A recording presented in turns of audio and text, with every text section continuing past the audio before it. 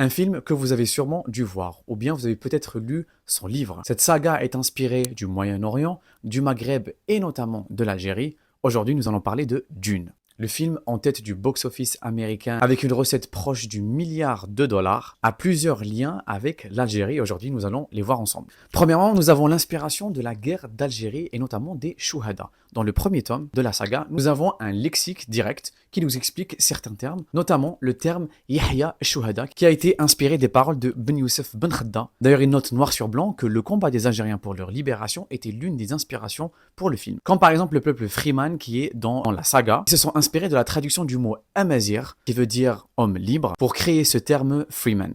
Il y a une autre référence à l'Algérie, et je crois que c'est dans le troisième tome si je ne me trompe pas. Et c'est une référence à une ville algérienne, un endroit dans le désert, la région du Sahara Tanzaroft, qui veut dire pays de la soif en amazigh, située dans le désert algérien, et elle présente dans le troisième tome de la saga. C'est une région qui, comme son inspiration algérienne, est connue pour son aridité. L'Algérie a vraiment été une inspiration lors de l'écriture de ces sagas-là. Il y avait toute une vision autour de ce lien entre le Sahara, l'Algérie, le désert, etc. Rappelons que Dune explore les thématiques suivantes: l'écologie, l'économie, l'intelligence artificielle, la religion, le mystisme et la géopolitique.